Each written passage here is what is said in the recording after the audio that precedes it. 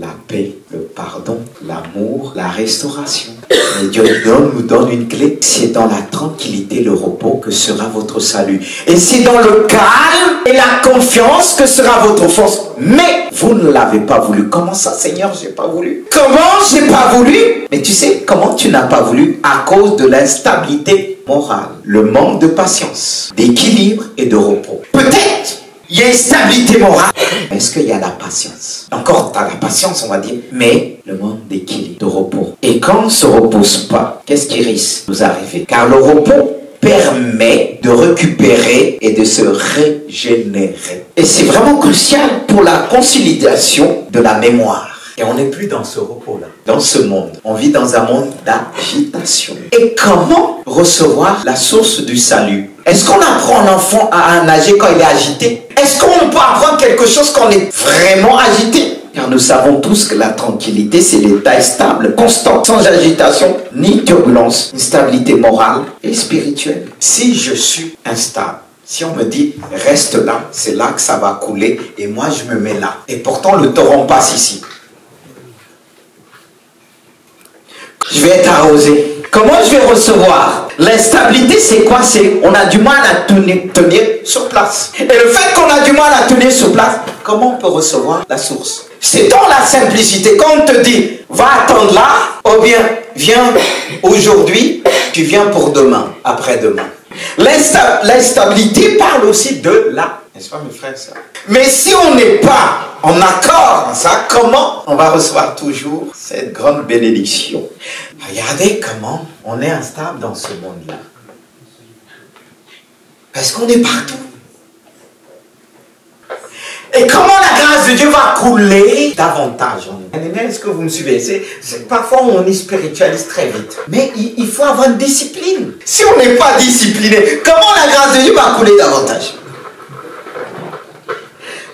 Bon, pour ceux qui sont encore à l'école, qui apprennent.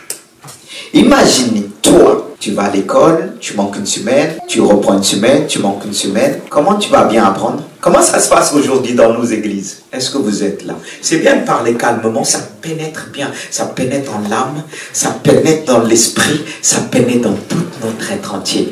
Amen. Ne dites pas Amen?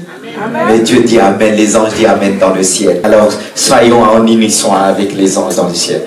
Mais quand on parle de la tranquillité, de la foi, parlons d'abord de la tranquillité. Comme dit, c'est dans la tranquillité et le repos que sera votre salut. C'est là que la grâce coule. Mais pour qu'elle puisse couler davantage, il faut être tranquille. C'est pas quand un problème se présente, tu es agité, après tu dis, tu as la foi. On n'a pas la foi dans tous les domaines, les bien-aimés de Dieu. Quand il y a un problème qui se passe, après tu dis, hey, tu as la foi, c'est la foi ça. J'essaye pas de dire que tu n'as pas du tout la foi. Non! Les disciples, ils avaient la foi, mais il y a des moments donnés, ils n'avaient pas toujours cette foi. La preuve, quand Jésus, celui qui avait la foi 100%, quand la mer allait dans tous les sens là, c'est celui qui dormait tranquillement. Il était dans la barque, mais c'est ça la véritable foi.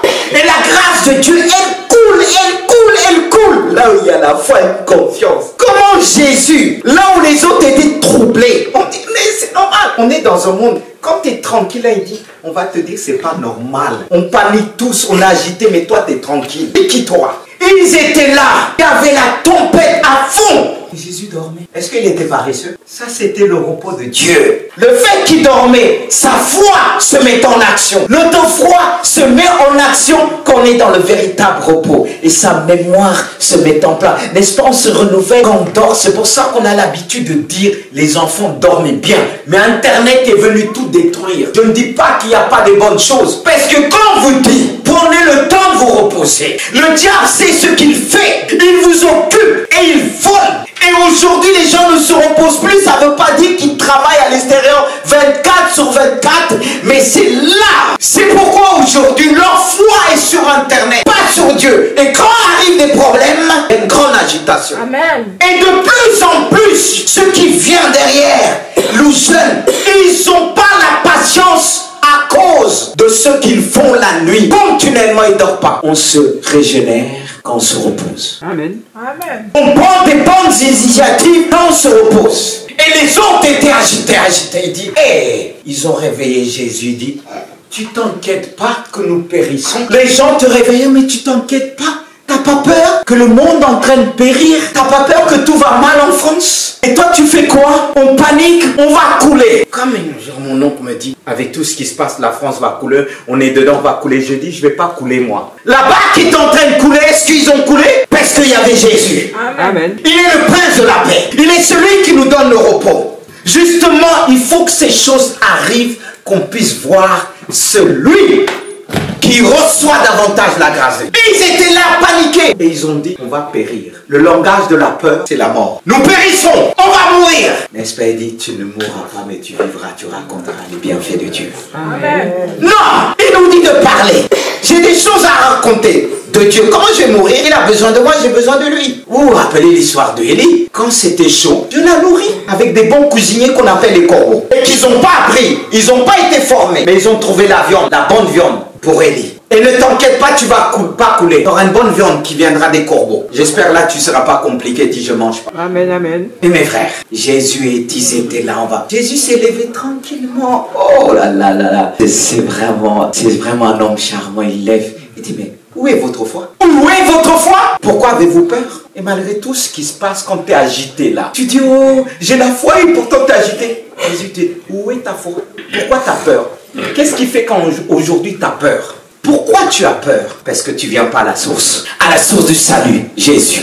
Ce salut a été manifesté en Jésus. Sans Jésus, c'est la peur, la panique à bord. Jésus s'est levé tranquillement. Il a menacé la tempête. Silence. Il a imposé son silence. C'est un homme de silence, de tranquillité. Il a imposé la tranquillité. Parce que si tu es agité, comment tu vas imposer le silence chez toi? Dites-moi. Tu es agité, tu veux le silence. Jésus venait du repos, de la tranquillité. La mer s'est agitée, mais lui, il a porté le calme.